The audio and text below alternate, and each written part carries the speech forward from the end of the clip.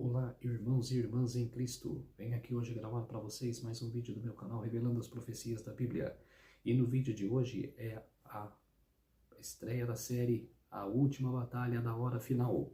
Antes de eu falar sobre este assunto, eu preciso da ajuda de vocês para se inscreverem no meu canal revelando as profecias da Bíblia. Deixe seu like, ative os sininhos de notificações para receberem o meu vídeo. Compartilhe com o maior número de pessoas que vocês puderem o conteúdo do meu canal. Preciso da ajuda de vocês. E agora vamos orar para fortalecer cada vez mais a nossa fé. Querido Deus e Pai, muito obrigado por esses minutos e segundos que o Senhor estará comigo. Faça-me de mim o seu servo neste dia do Senhor, o sábado do Senhor, que começou hoje ao pôr do sol e que termina amanhã ao pôr do sol. 24 horas de adoração e louvor. Por isso, meu Deus, fique comigo nesses minutos e segundos que estarei junto contigo. Faça-me de mim o seu servo para empregar a tua palavra nesta nova série do meu canal. Por isso, meu Deus, fique comigo nesses minutos e segundos. Tudo isso agradeço e peço em nome do meu Salvador Jesus Cristo. Amém. Então vamos lá, povo de Deus. O vídeo número 1. A hora final. A gente vê no mundo, né, muitas pessoas, né, que passam fome. Isso já vem desde a antiguidade. Quer dizer que vai se alastrando mais e mais e mais ainda.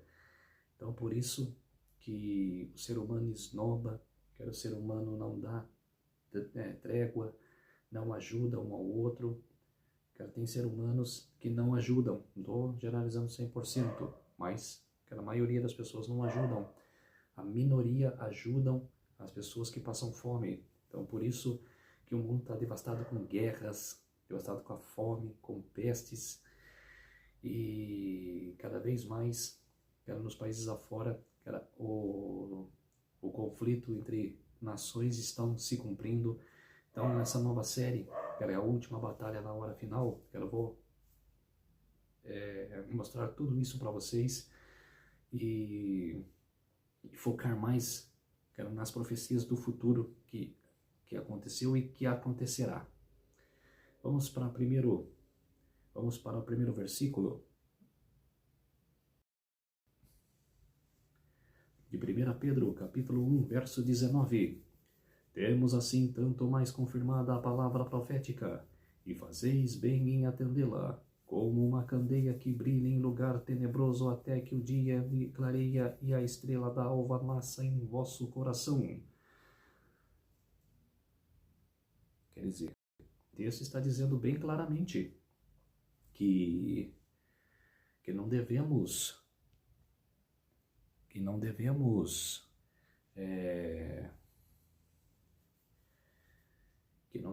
nos preocupar.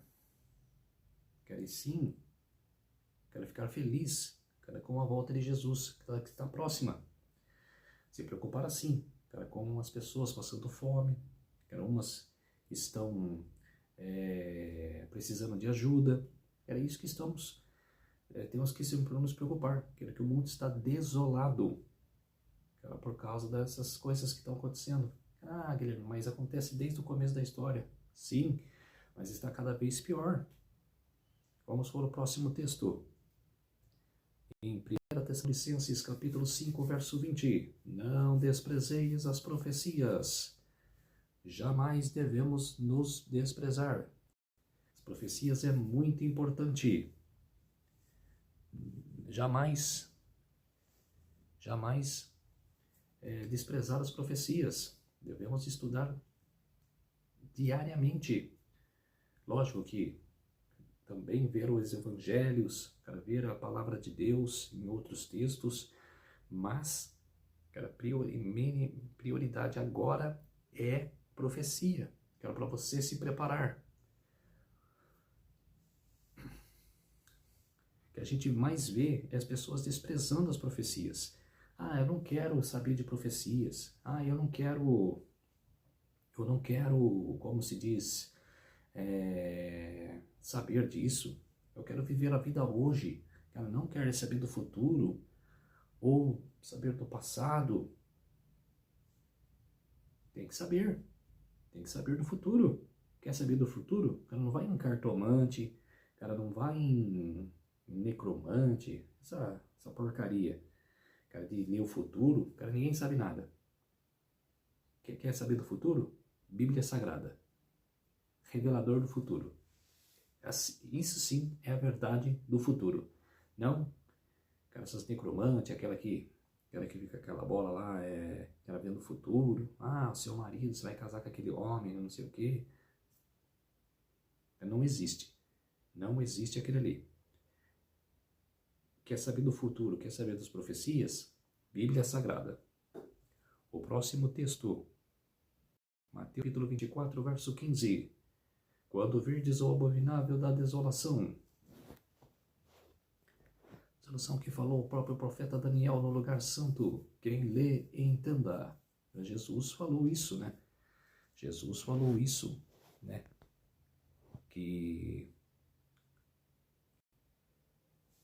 quando depois vir o abominável da desolação, que ainda já está imperando na terra, mas ainda não, mas vai ainda agora no tempo final, ela vai ter o abominável da desolação, ela vai desolar, que era a lei de Deus, que ele já desolou na Idade Média, que era a Igreja Católica Apostólica Romana, que ela desolou a lei, que ela mudou os 2 mandamentos, que era o segundo, que é a adoração de imagens e escultura, que você mais vê hoje na Igreja Católica é a adoração de imagens, tem imagens lá e tem gente que adora essas imagens, e no 4º mandamento, que é lembra-te do dia do sábado para santificar.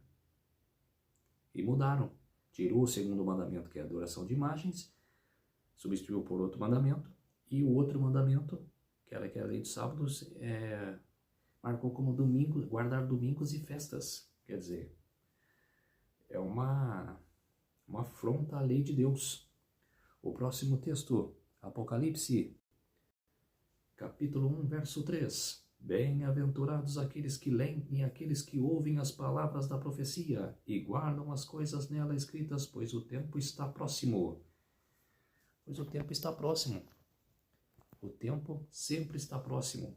Não devemos deixar para depois, e sim nos preocupar. E sim nos preocupar com de ler as profecias. Devemos aprender, que era principalmente o que a serva do Senhor Ellen G. White diz. Quero ler uns livros, quero ter um monte de livro delas aqui em casa, do livro dela aqui em casa, os livros dela, e já me atentei bastante, principalmente no grande conflito que eu estou pregando aqui no canal. É muito importante a gente saber das profecias, é muito importante a gente se atentar no futuro. E tem pessoas que negam, não podem. Aí eu faço uma pergunta para vocês: como entender os livros proféticos? Como a gente vai entender os livros proféticos? Estudando. Estudando é a palavra. Que a gente deve se aprofundar mais. Ah, eu não entendi essa profecia. Ela pede uma ajuda para alguém. Ah, eu não entendi essa passagem lá de Apocalipse. Aquela que fala sobre o dragão. Quem que é o dragão? Ah, quem que é a besta? Quem que é a besta que sobe do mar ou a besta que sobe da terra? Assiste vídeos de pastores pregando sobre isso, ou de um pregador pregando sobre isso, pregando, explicando o que significa a besta que sobe da terra, a besta que sobe do mar, os chifres, as cabeças que essa besta carrega. É como se diz, ela pede informação, ela estuda, ora, antes de pedir informação, ajoelha no chão, ora para Deus, para dar discernimento, para dar estudo, para mostrar a verdade para você.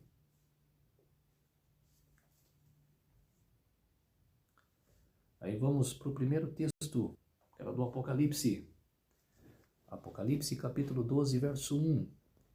Viu-se um grande sinal no céu, a saber, uma mulher vestida de sol, com a lua debaixo dos pés e uma coroa de 12 estrelas na cabeça.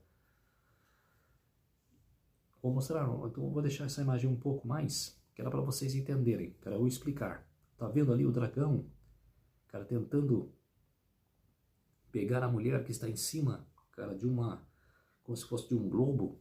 Então, cara, essa é a igreja, que era primeiro, que era primeiro do versículo 1 aí do capítulo 12, é a mãe de Jesus, Maria, que aqui está carregando o Jesus. Que o dragão tentou matar Jesus, cara, por parte de Herodes.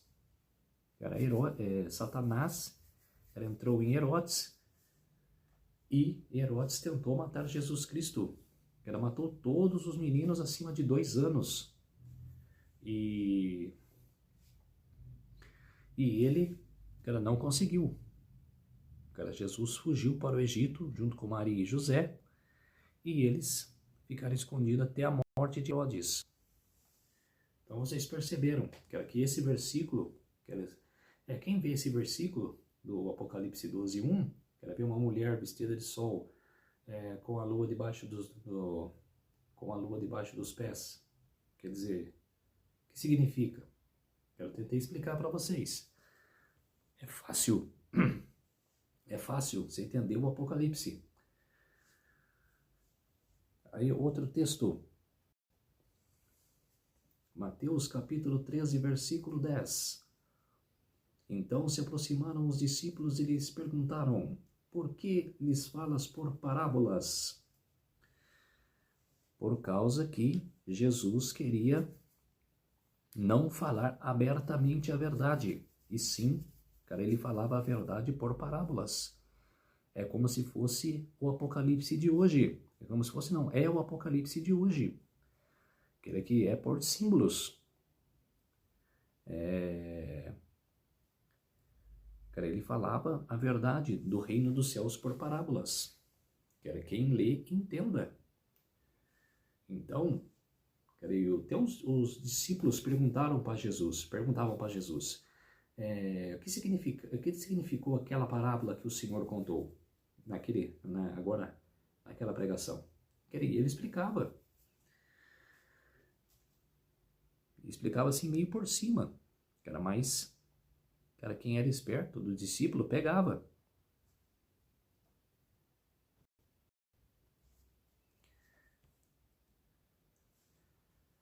Aí continua o texto. Mateus capítulo 13, verso 11. Porque a vós outros é dado conhecer os mistérios do reino dos céus, mas aqueles que não lhes é isso concedido. Quer dizer, ele quer dizer que para alguns que entendem, que aceitou Jesus como Deus na terra, né, que ele é Deus e que é o Messias, que aceitou como Messias, que entendeu a verdade que Jesus pregou aqui na terra, soube dos mistérios, soube das parábolas que Jesus pregou. Mas aqueles que não entenderam, que falava que era blasfêmia o que Jesus falava, que era um falso profeta, que ele não era o Messias, esses não conheceram realmente o que é Jesus. Eles não conheceram.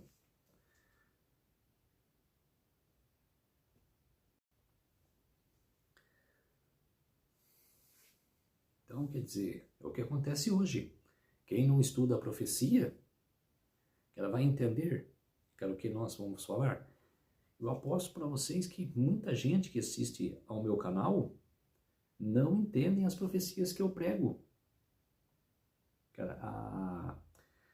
A interpretação das profecias. Por quê? Não estudam as profecias. Não pega o livro do Apocalipse e tenta ver. Senhor, e não ora. Senhor, eu preciso da sua ajuda. Me atende, mostra a verdade. Se aquele rapaz, ou se aquela mulher, ou se aquele bispo, ou se aquele pregador, ou o pastor pregou a verdade, ou a pastora, o cara pregou a verdade.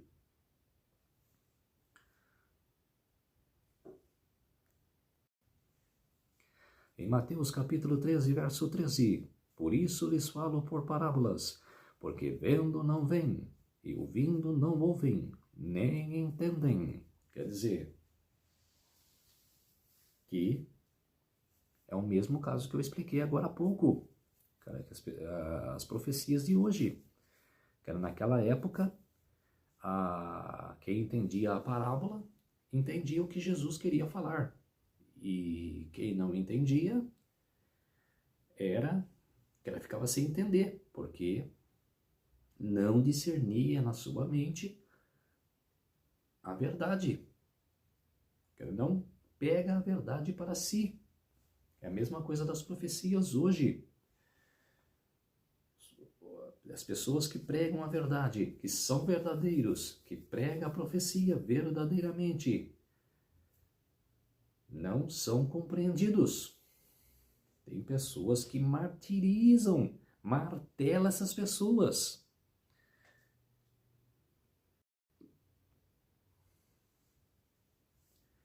O próximo texto, Daniel capítulo 12 e o verso 9. Vai, Daniel, porque estas palavras estão encerradas e seladas até o tempo do fim. Olha só, os reformadores,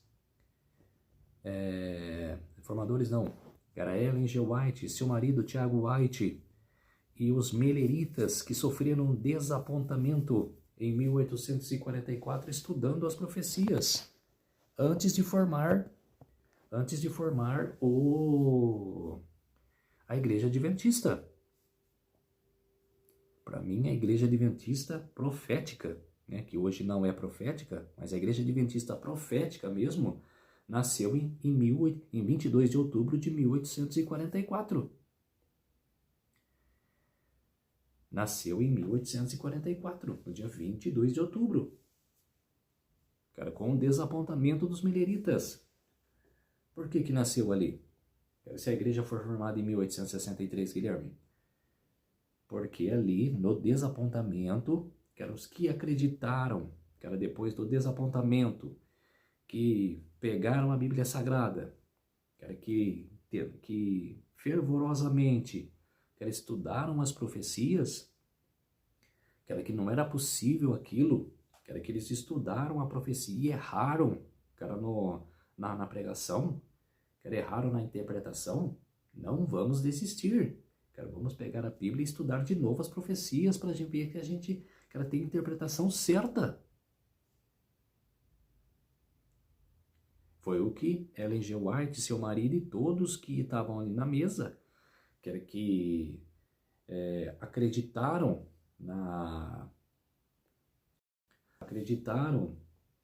que, estudando de novo as profecias, eles interpretaria que era verdade agora, que não era possível, que eles tinham errado a profecia, que a profecia principalmente a profecia das 2.300 tardes e manhãs, que Guilherme Miller pregou fervorosamente por 10 anos, que era a volta de Jesus. São 2.300 tardes e manhãs, até o santuário será purificado. Quer dizer, até o santuário ser purificado. E eles acreditaram que o santuário ser purificado seria a volta de Jesus. Mas não foi a volta de Jesus. Jesus não voltou no dia 22 de outubro de 1844. Ele passou de sacerdote para sumo sacerdote, do lugar santo para o lugar santíssimo. Então, mas mesmo assim, teve grupo de pessoas que desistiram, depois do desapontamento. Teve um grupo que se afastou do grupo de Ellen G. White, que foram para outras denominações. E teve o grupo da Ellen G. White com seu marido Tiago White, que fervorosamente pegou a Bíblia Sagrada na mão e tentou de novo estudar as profecias. E chegaram num denominador, que o santuário que seria purificado era a passagem de Jesus de sacerdote para sumo sacerdote. E ali sim era uma igreja profética. Hoje, a igreja adventista não existe mais profecia.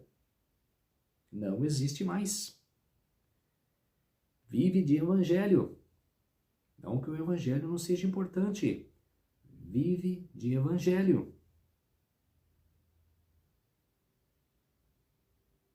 E ainda mais ainda que o novo presidente da Adventista, que eu não duvido nada que ele seja jesuíta. Por que ela não é mais? Por que a igreja não é mais profética? Por invasões jesuítas, que ameaçaram a instituição de não pregar mais as profecias, que realmente as profecias falam da Igreja Católica Apostólica Romana, apontam para Roma. E os jesuítas mandaram a igreja calar a boca, senão fecharia a instituição. Não só na adventista, mas na evangélica, na presbiteriana, na batista, que algumas igrejas que eu acredito, eu não sei, mas eu acredito que elas pregavam profecia. Hoje já não pregam mais. Antigamente mesmo, antes de formar a igreja adventista, tinha a igreja batista do sétimo dia. Guilherme Miller era da Batista. A família dele era batista. E pregou por 10 anos em várias igrejas, não só batistas, mas presbiteriana, e várias denominações que tinha na época, no século XIX.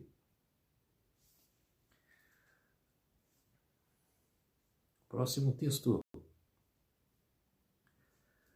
Daniel 12:10. Muitos serão purificados e embranquecidos e provados, mas os ímpios prodecerão impiamente. E nenhum dos ímpios entenderá, mas os sábios entenderão. Quer dizer, que começou, era desde 1798, com a queda do Papa Pio VI,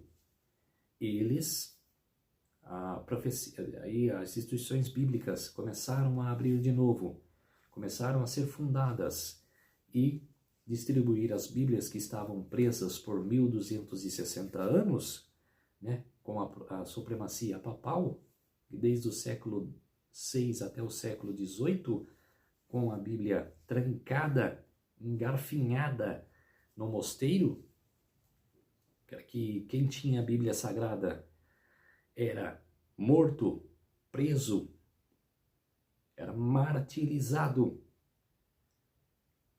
Quem diga os valdenses, os indulgenses, que sofreram na mão do papado na Idade Média. Então, quer dizer, depois da queda do Papa Pio VI, as pessoas começaram a ler de novo a Bíblia Sagrada, e isso se cumpriu no tempo do fim, que começou em 1798, final do século XVIII. E no século XIX, o conhecimento se passou a 1000 por hora. Várias pessoas aprenderam a estudar as profecias, a entender a Bíblia Sagrada.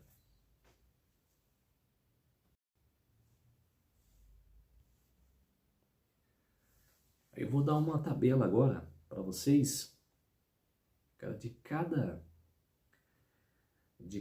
símbolo e o significado e o texto. Vou mostrar a tabela para vocês.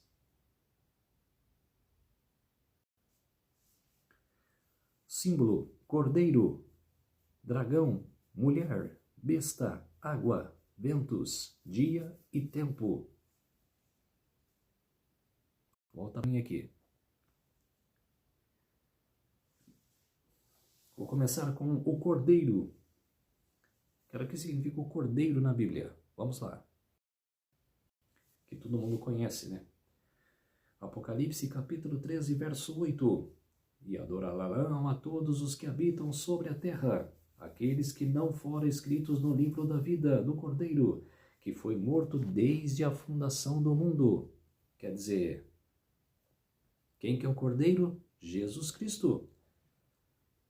Jesus Cristo é o Cordeiro, que foi morto desde a fundação do mundo. E quem são esses que estão aparecendo no texto? Adão e Eva. Adão e Eva pecou. E por isso, desde quando Adão e Eva pecou, Jesus sabia que viria à terra para morrer por todos nós, para morrer dos pecados de todos nós.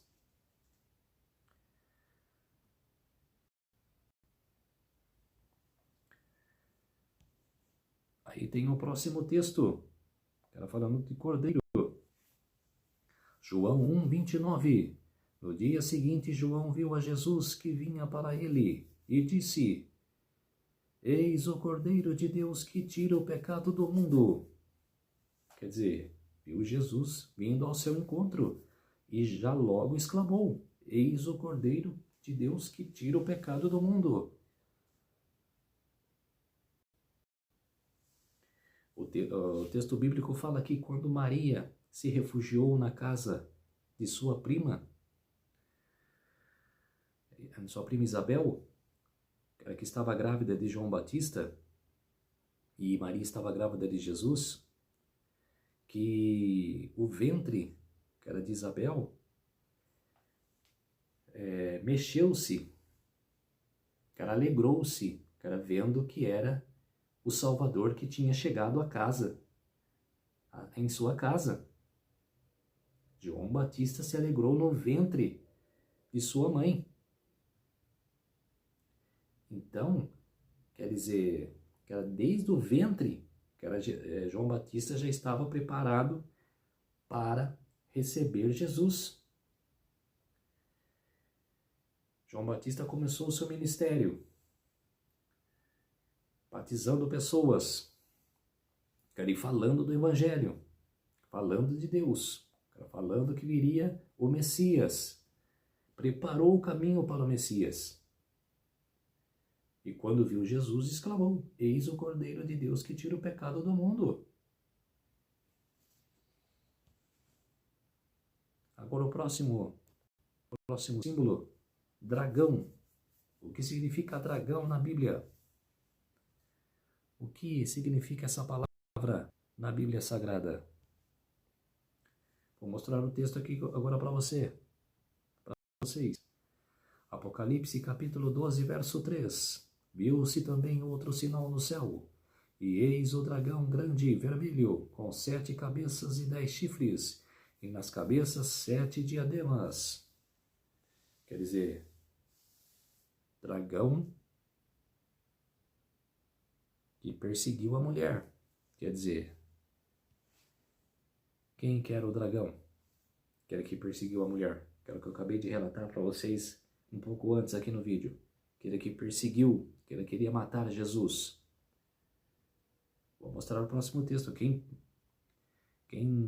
ver esse vídeo já vai cantar a bola. Apocalipse 12, 9. E foi expulso o grande dragão, a antiga serpente, que se chama Diabo e Satanás. Quer dizer, esse é o significado de dragão na Bíblia. Quer dizer, que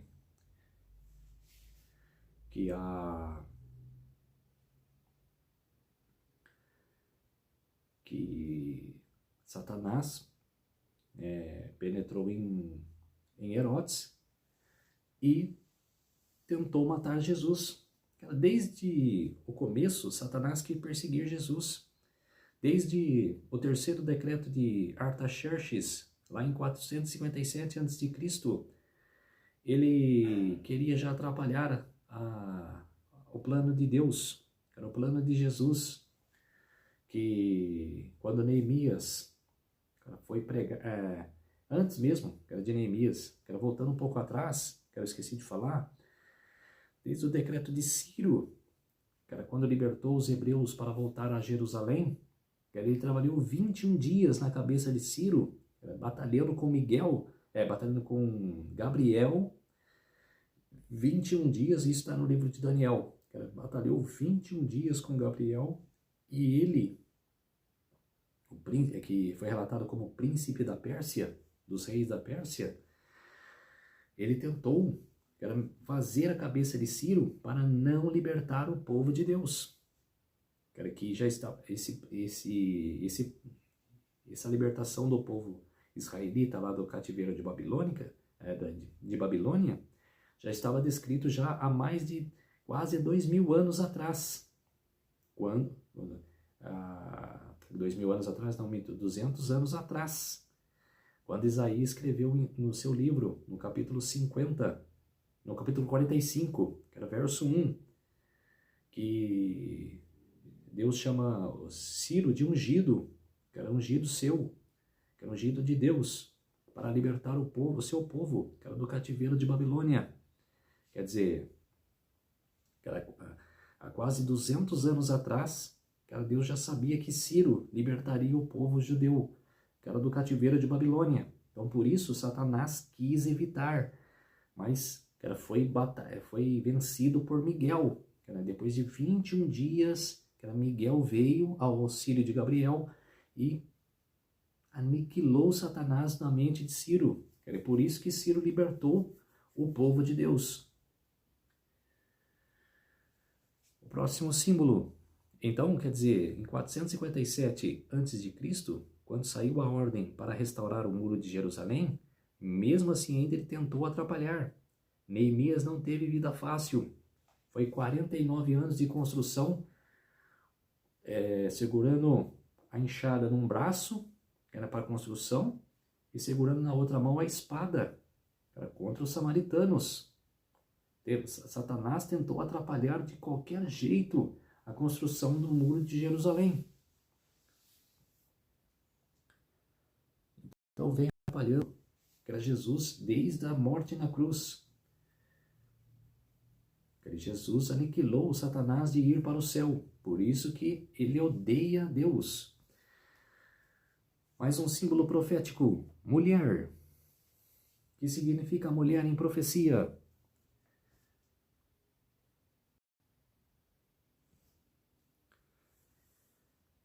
O próximo texto fala, em Apocalipse capítulo 12, verso 1, viu um grande sinal no céu, a saber, uma mulher vestida de sol com a lua debaixo dos pés e uma coroa de 12 estrelas na cabeça. Quer dizer, eu já li esse texto aqui já, mas para explicar o que significa mulher. Mulher em profecia significa igreja, a igreja de Deus. Quando fala em Apocalipse, a esposa, que é a igreja, a esposa vir ao encontro de Cristo. Aí tem a igreja verdadeira, que é no Apocalipse 12, e tem a igreja falsa, que é no Apocalipse 17. Olha só esse texto. Apocalipse 17, 1.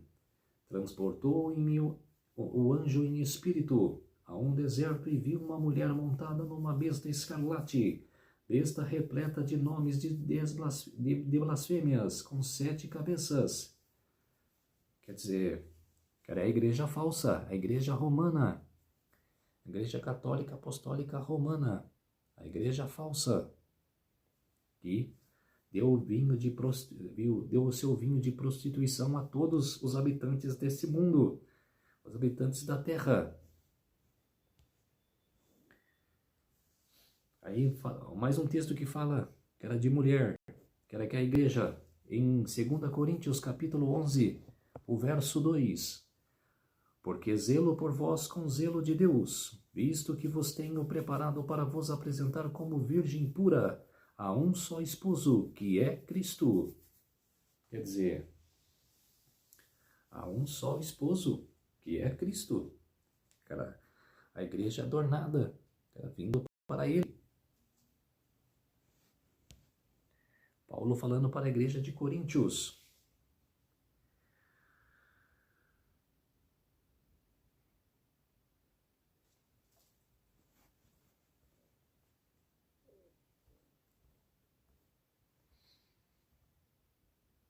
Agora falando de besta. Falando agora de besta. O próximo símbolo do Apocalipse. Agora é que eu não consegui essa imagem, né? Falando que era o próximo símbolo a besta. Mas eu já peguei no texto. Apocalipse capítulo 13, verso 1. Vi emergir do mar uma besta que tinha 10 chifres e 7 cabeças, e sobre os chifres 10 diademas, e sobre as cabeças nome de blasfêmia. Quer dizer, quer que a igreja, quer que emergiu do mar. Quer que significa mar em profecia? Antes de eu falar que vai ter também, né? Então, quer dizer, antes de eu falar que significa mar, quer dizer, ele nasceu no mar, que tem muitas águas. Era a Igreja Católica Apostólica Romana. Elas já leram o Apocalipse 13, fala de duas bestas, que subiu do mar e subiu da terra. Era a Igreja Católica Apostólica Romana e no versículo 11, Estados Unidos da América.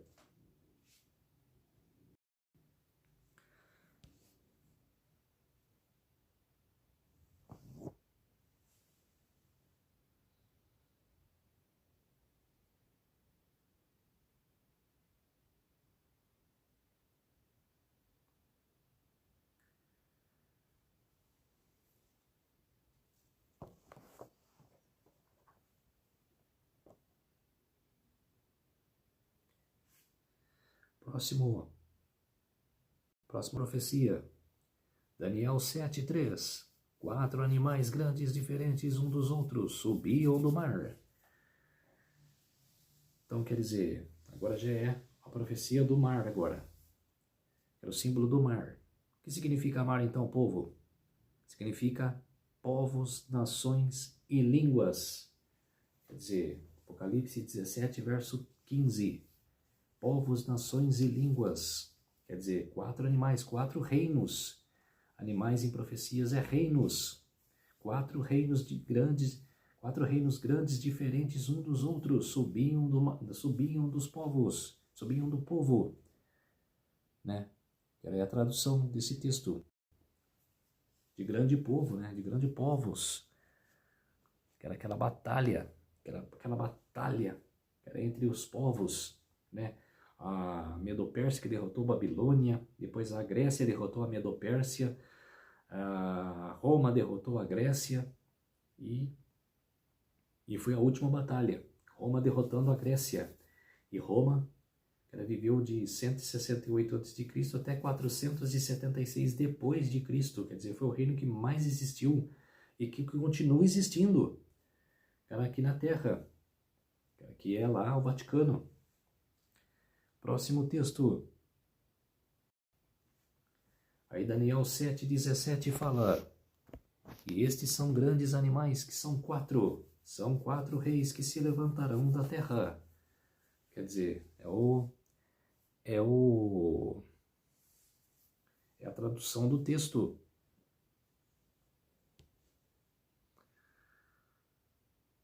Agora está falando, cara, de Roma. Daniel 7:23. O quarto animal será um quarto reino na terra, o qual será diferente de todos os reinos. Quer dizer, Roma foi diferente mesmo de todos os reinos. A Babilônia era um sistema. A Babilônia não era assim um reino, era um reino conflitante, era um reino forte, mas que teve poucos conflitos. Medo-Pérsia também, poucos conflitos, mais conflito com a Grécia, né? E a Grécia também teve poucos conflitos, mas teve entre si, né? Entre Seleucidas, entre Ptolomeus, quer dizer, era do mesmo reino. E Roma, que combateu várias nações e até matou o nosso Salvador, Jesus Cristo, na cruz. Quer dizer, que pregou Jesus na cruz. Então, quer dizer, que aí depois teve o seu castigo, em 476 depois de Cristo, sendo martirizado por 10 reinos, por 10 tribos bárbaras, que minaram Roma Ocidental, né, nesse ano. Mas, cara, ficaram por apenas... essas 10 tribos bárbaras minaram Roma desde o ano 300, cara, desde o tempo de Ário. Ário era uma pessoa que negava Jesus Cristo. Então, por isso, ele falava que Jesus não era filho de Deus. E teve 3 tribos bárbaras. Dessas 10 tribos bárbaras, tiveram 3 tribos que minaram essas tribos, né? Saiu fora de cena. Os ostrogodos, os vândalos e os érulos, que eram arianas, que pegaram a doutrina de Ário, que viveu 100 anos atrás, né? Naquele tempo, né? Foi 476, mais de 100 anos atrás. Então, por isso que eles foram expulsos, né? O bispo de Roma expulsou eles, né? Cara, de seu reino, e matou essas 3 tribos. Por isso que não tem muita hoje história sobre os ostrogodos, os érodos e os vândalos, porque eles foram exterminados da terra.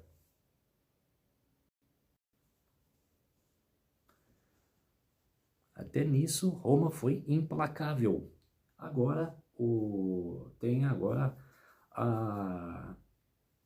tudo explicado nesse losango, né, que é de símbolos, significados e texto. Olha só. Cordeiro, que é Jesus Cristo, está em João capítulo 1, verso 29. O dragão, que é Satanás, está em Apocalipse capítulo 12, verso 9. A mulher, que é a igreja, está em 2 Coríntios capítulo 11, verso 2. A besta, que é rei ou reino, está em Daniel capítulo 7, verso 17. Água, povo, nação, está em Apocalipse capítulo 17, verso 15. O vento, que significa guerra, está em Jeremias capítulo 7 e o verso 1. Dia, que significa ano, está em Números capítulo 13, verso 34. Cada dia, para Deus, cada dia é um ano. Por isso que dia em profecia é ano. E o tempo também significa ano, está em Daniel capítulo 11, verso 13, que é o texto mais longo, né?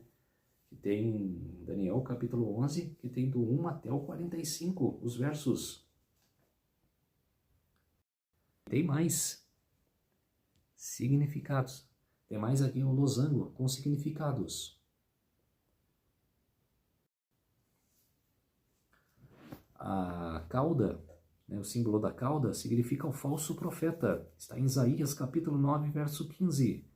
Chifres, que significa poderes do mesmo reino. Daniel capítulo 7, verso 24. Aí já está falando, já desse versículo 24, está falando da Igreja Católica Apostólica Romana. Cabeças, que significa reis, está em Apocalipse 17, verso 9. Estrela, que significa mensageiro, anjo, está em Daniel capítulo 12, verso 13 e Apocalipse capítulo 1, verso 20. E candeeiro, a história da igreja cristã, está em Apocalipse capítulo 1, verso 20. Quando Jesus está passeando, cara, sobre o candeeiro, cara, com 7 castiçais e com 7 estrelas na mão. 7 castiçais significava a igreja cristã, né? Que as 7 igrejas do Apocalipse, que é as 7 igrejas que está descrita no começo ali do Apocalipse.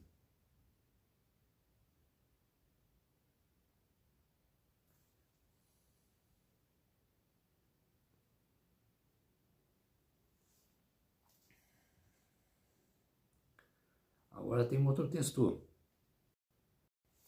Apocalipse capítulo 13, verso 11, falando dos Estados Unidos da América.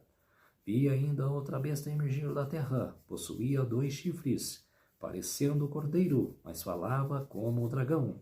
Quer dizer que Essa besta tinha 2 chifres.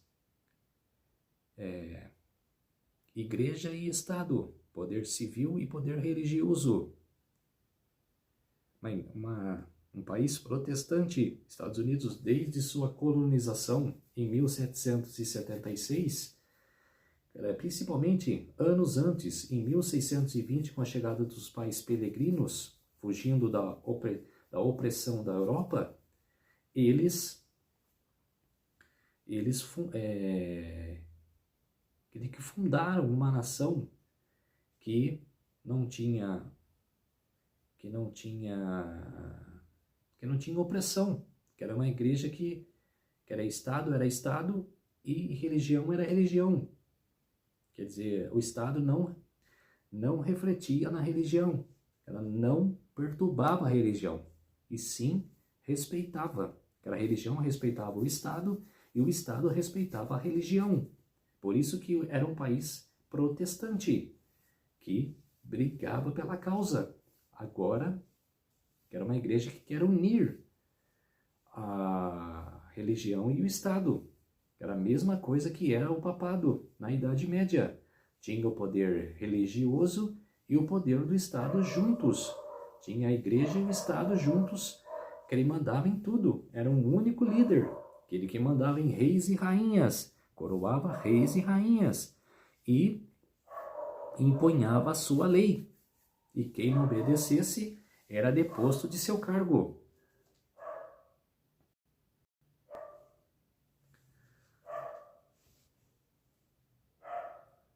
Agora um texto para você se encorajar e se voltar para Deus. 2 Pedro, capítulo 1, versos 20 a 21. Sabendo primeiramente isto, que nenhuma profecia das Escrituras provém de particular elucidação, porque nunca jamais qualquer profecia foi dada por vontade humana. Entretanto, homens santos falaram da parte de Deus, movidos pelo Espírito Santo. Quer dizer, Jeremias, ela não falou por si só, e sim movido pelo Espírito Santo. Isaías, movido pelo Espírito Santo. Daniel, movido pelo Espírito Santo.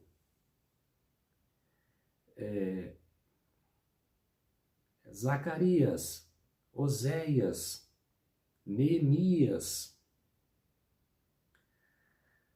os juízes da época, no livro de Juízes, Gideão, eram tudo movidos pelo Espírito Santo. Se você, que não é movido pelo Espírito Santo, que passa a ser. Era para pregar na rua, era para pregar nas igrejas, mesmo que seja contra, que seja era perseguidor, você deve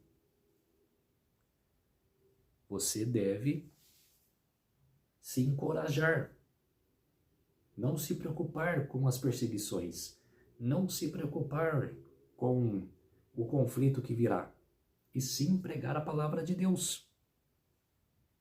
Esse texto é encorajador. E fiz questão de mostrar para vocês. Vamos orar para fortalecer a nossa fé. Querido Deus e Pai, muito obrigado por esses minutos e segundos que o Senhor esteve comigo. Fez-se de mim o seu servo neste dia do Senhor, o sábado do Senhor. Por isso, meu Deus, muito obrigado por essa mensagem que eu transmiti para todos os povos, nações e línguas. Tudo isso agradeço e peço em nome do meu Salvador, Jesus Cristo. Amém. Então, povo de Deus, se inscreva no meu canal Revelando as Profecias da Bíblia.